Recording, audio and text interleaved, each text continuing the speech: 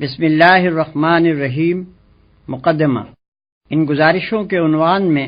لفظ مقدمہ دیکھ کر کسی کو یہ غلط فہمی نہ ہو کہ میں قرآن کا مقدمہ لکھ رہا ہوں۔ یہ قرآن کا نہیں، تفہیم القرآن کا مقدمہ ہے، اور اس کے لکھنے سے میرے پیش نظر دو مقصد ہیں۔ اول یہ کہ قرآن کا مطالعہ شروع کرنے سے پہلے ایک عام ناظر ان باتوں سے اچھی طرح واقف ہو جائے جن کو ابتدائی میں سمجھ لینے سے فہم قرآن کی راہ آسان ہو جاتی ہے، ورنہ یہ باتیں دوران مطالعہ میں بار بار کھٹکتی ہیں اور بسا اوقات محض ان کو نہ سمجھنے کی وجہ سے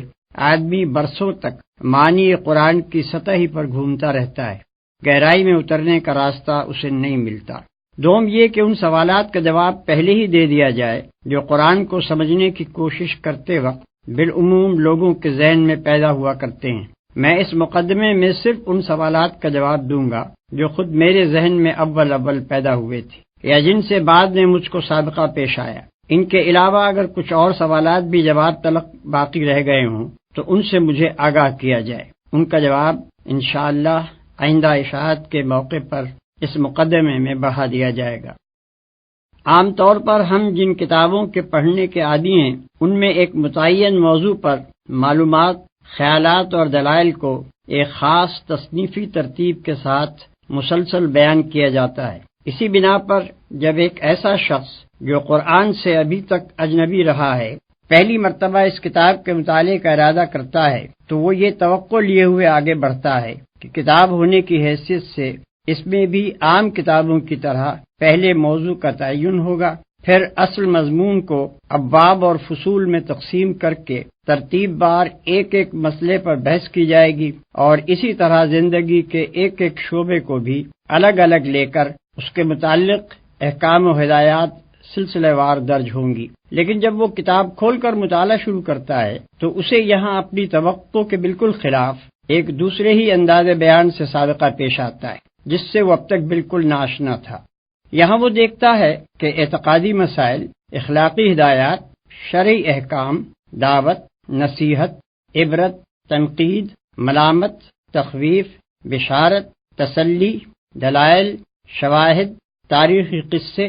آثار کائنات کی طرف اشارے بار بار ایک دوسرے کے بعد آ رہے ہیں۔ ایک ہی مضمون مختلف طریقوں سے مختلف الفاظ میں دہرایا جا رہا ہے، ایک مضمون کے بعد دوسرا اور دوسرے کے بعد تیسرا اچانک شروع ہو جاتا ہے، بلکہ ایک مضمون کے بیچ میں دوسرا مضمون یکایک آ جاتا ہے۔ مخاطب اور متکلم بار بار بدلتے ہیں اور خطاب کا رخ رہ کر مختلف سمتوں میں پھرتا ہے۔ بابوں اور فصلوں کی تقسیم کا کہیں نشان نہیں، تاریخ ہے تو تاریخ نگاری کے انداز میں نہیں، فلسفہ و مابعد الطبیعات ہیں تو منطق و فلسفہ کی زبان میں نہیں، انسان اور موجودات عالم کا ذکر ہے تو علوم طبیعی کے طریقے پر نہیں، تمدن و سیاست اور معیشت و معاشرت کی گفتگو ہے تو علوم عمران کے طرز پر نہیں، قانونی احکام اور اصول قانون کا بیان ہے تو مقننوں کے ڈھنگ سے بالکل مختلف، اخلاق کی تعلیم ہے تو فلسفہ اخلاق کے سارے لٹریچر سے اس کا انداز جدا۔ یہ سب کچھ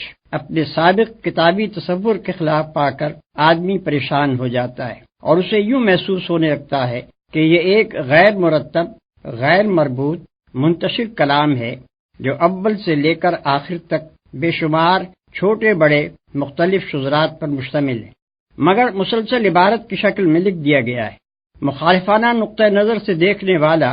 اسی پر طرح طرح کے اعتراضات کی بنا رکھ دیتا ہے، اور موافقانہ نقطہ نظر رکھنے والا کبھی معنی کی طرف سے آنکھیں بند کر کے شکوک سے بچنے کی کوشش کرتا ہے، کبھی اس ظاہری بے ترتیبی کی تعویلیں کر کے اپنے دل کو سمجھا لیتا ہے، کبھی مصنوعی طریقے سے ربط تلاش کر کے عجیب نتائج نکالتا ہے، اور کبھی نظریہ شذرات کو قبول کر لیتا ہے، جس کی وجہ سے ہر آیت اپنے سیاق و سباق سے الگ ہو کر ایسی معنی آفرینیوں کی آمادگاہ بن جاتی ہے جو قائل کے منشا کے خلاف ہوتی ہیں۔ پھر ایک کتاب کو اچھی طرح سمجھنے کے لیے ضروری ہے کہ پڑھنے والے کو اس کا موضوع معلوم ہو، اس کے مقصد و مدعا اور اس کے مرکزی مضمون کا علم ہو، اس کے انداز بیان سے واقفیت ہو، اس کی اصطلاحی زبان اور اس کے مخصوص طرز تعبیر سے شناسائی ہو، اور اس کے بیانات اپنی ظاہری عبارت کے پیچھے جن احوال و معاملات سے تعلق رکھتے ہوں وہ بھی نظر کے سامنے رہیں۔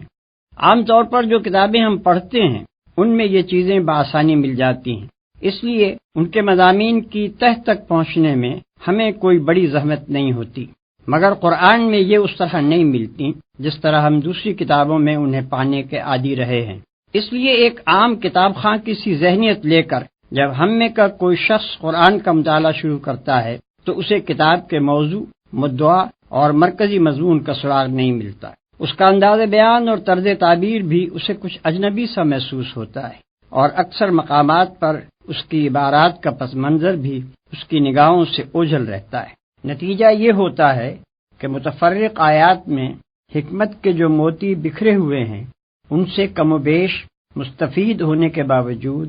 آدمی کلام اللہ کی اصلی روح تک پہنچنے سے محروم رہ جاتا ہے، اور علم کتاب حاصل کرنے کے بجائے اس کو کتاب کے محض چند منتشر نکات و فوائد پر قناعت کر لینی پڑتی ہے۔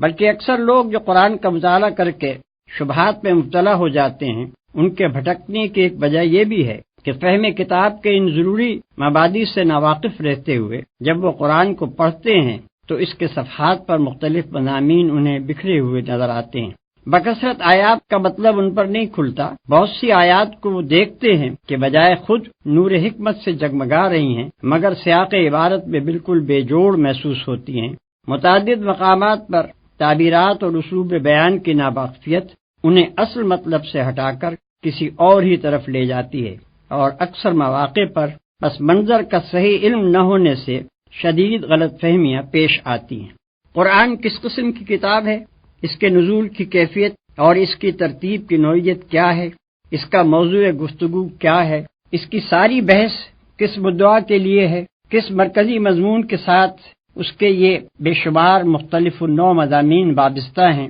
کیا طرز استدلال اور کیا طرز بیان اس نے اپنے مدعا کے لیے اختیار کیا ہے، یہ اور ایسے ہی دوسرے چند ضروری سوالات ہیں جن کا جواب صاف اور سیدھے طریقے سے اگر آدمی کو ابتدائی میں مل جائے تو وہ بہت سے خطرات سے بچ سکتا ہے، اور اس کے لیے فہم و تدبر کی راہیں کشادہ ہو سکتی ہیں۔ جو شخص قرآن میں تصنیفی ترتیب تلاش کرتا ہے اور وہاں اسے نہ پا کر کتاب کے صفحات میں بھٹکنے لگتا ہے، اس کی پریشانی کی اصل وجہ یہی ہے کہ وہ مطالعہ قرآن کے ان مبادی سے ناواقف ہوتا ہے۔ وہ اس گمان کے ساتھ مطالعہ شروع کرتا ہے کہ وہ مذہب کے موضوع پر ایک کتاب پڑھنے چلا ہے۔ مذہب کا موضوع اور کتاب، ان دونوں کا تصور اس کے ذہن میں وہی ہوتا ہے جو بالعموم مذہب اور کتاب کے متعلق ذہنوں میں پایا جاتا ہے، مگر جب وہاں اسے اپنے ذہنی تصور سے بالکل ہی مختلف ایک چیز سے سابقہ پیش آتا ہے تو وہ اپنے آپ کو اس سے مانوس نہیں کر سکتا، اور سرشتہ مضمون ہاتھ نہ آنے کے باعث بین السطور یوں بھٹکنا شروع کر دیتا ہے جیسے وہ ایک اجنبی مسافر ہے جو کسی نئے شہر کی گلیوں میں کھو گیا ہے۔ اس گم گشتگی سے وہ بچ جائے اگر اسے پہلے ہی بتا دیا جائے کہ تم جس کتاب کو پڑھنے جا رہے ہو وہ تمام دنیا کے لٹریچر میں اپنے طرز کی ایک ہی کتاب ہے۔ اس کی تصنیف دنیا کی ساری کتابوں سے مختلف طور پر ہوئی ہے، اپنے موضوع اور مضمون اور ترتیب کے لحاظ سے بھی وہ ایک نرالی چیز ہے، لہذا تمہارے ذہن کا وہ کتابی سانچہ جو اب تک کی کتب بینی سے بنا ہے اس کتاب کے سمجھنے میں تمہاری مدد نہ کرے گا بلکہ الٹا مزاحم ہوگا۔ اسے سمجھنا چاہتے ہو تو اپنے پہلے سے قائم کیے ہوئے قیاسات کو ذہن سے نکال کر اس کی عجیب خصوصیات سے شناسائی حاصل کرو۔ اس سلسلے میں سب سے پہلے ناظر کو قرآن کی اصل سے واقف ہو جانا چاہیے، وہ خواہ اس پر ایمان لائے یا نہ لائے، مگر اس کتاب کو سمجھنے کے لیے اسے نقطۂ آغاز کے طور پر اس کی وہی اصل قبول کرنی ہوگی جو خود اس نے اور اس کے پیش کرنے والے نے یعنی محمد صلی اللہ علیہ وسلم نے بیان کی ہے، اور وہ یہ ہے: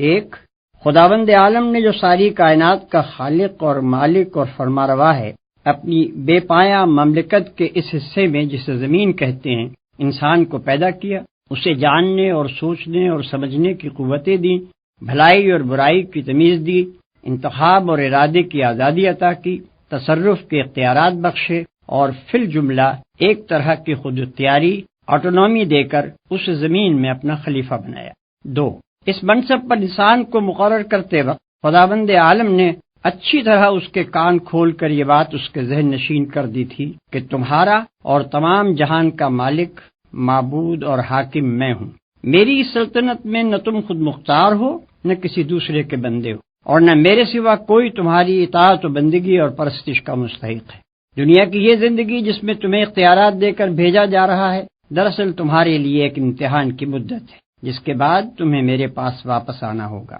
اور میں تمہارے کام کی جانچ کر کے فیصلہ کروں گا کہ تم میں سے کون امتحان میں کامیاب رہا ہے اور کون ناکام۔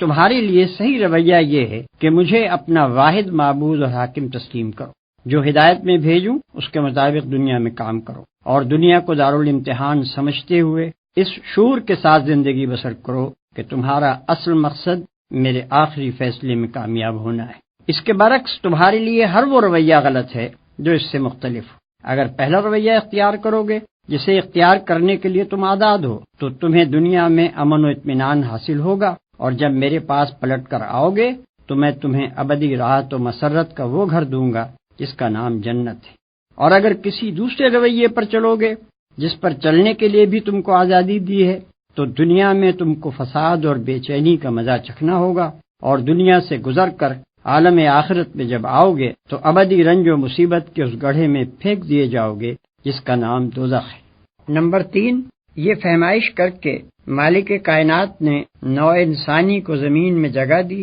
اور اس نوع کے اولین افراد آدم اور حوا کو وہ ہدایت بھی دے دی جس کے مطابق انہیں اور ان کی اولاد کو زمین میں کام کرنا تھا۔ یہ اولین انسان جہالت اور تاریکی کی حالت میں پیدا نہیں ہوئے تھے، بلکہ خدا نے زمین پر ان کی زندگی کا آغاز پوری روشنی میں کیا تھا۔ وہ حقیقت سے واقف تھے، انہیں ان کا قانون حیات بتا دیا گیا تھا۔ ان کا طریق زندگی خدا کی اطاعت یعنی اسلام تھا، اور وہ اپنی اولاد کو یہی بات سکھا کر گئے کہ وہ مطیع خدا مسلم بن کر رہیں۔ لیکن بعد کی صدیوں میں رفتہ رفتہ انسان اس صحیح طریقے زندگی سے منحرف ہو کر مختلف قسم کے غلط رویوں کی طرف چل پڑے۔ انہوں نے غفلت سے اس کو بھی گم کیا اور شرارت سے اس کو مسخ بھی کر ڈالا۔ انہوں نے خدا کے ساتھ زمین و آسمان کے مختلف انسانی اور غیر انسانی خیالی اور مادی ہستیوں کو خدائی میں شریک ٹھہرا لیا۔ انہوں نے خدا کے دیے ہوئے علم حقیقت